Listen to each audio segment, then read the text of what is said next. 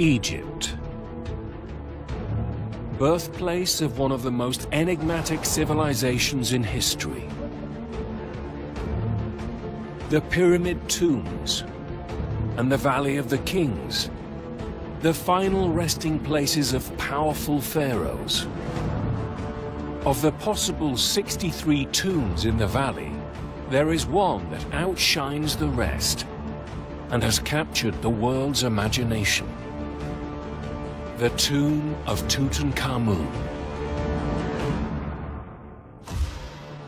The boy king was just 18 years old when he died. But his priceless golden treasures have made him the most famous pharaoh of all time.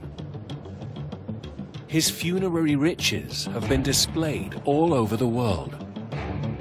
But now they are all coming back to Egypt. Cairo. In the shadows of the Great Pyramids, engineers are building a $1 billion museum and research facility. The Grand Egyptian Museum will house all Tutankhamun's 5,000 treasures in one place for the first time in 100 years. One of the centerpieces of the museum will be Tutankhamun's golden coffin.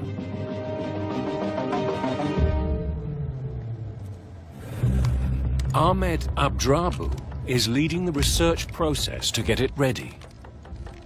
I must be very careful. One of the big challenge for me to be responsible for the restoration of one of the masterpieces of Tutankhamun collection.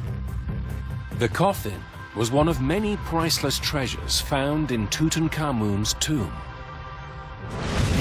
When Howard Carter's team opened the tomb in November 1922, they discovered a wealth of treasures and gifts the king would need in the afterlife. 6 disassembled golden chariots, his throne, and provisions of food and wine. Concealed behind a false wall was a stone sarcophagus protecting a gold-plated coffin. Inside it, 2 more coffins, the innermost made of solid gold and covered in gemstones. And inside that, the mummy of Tutankhamun, wearing a magnificent death mask, the most famous find in all of Egypt. Ahmed needs to discover how the ancient artisans built Tutankhamun's golden coffin. The inside is made of wood, but the outside is covered with a thin layer of precious gold. Must be very, very careful because I am working on one of the masterpieces.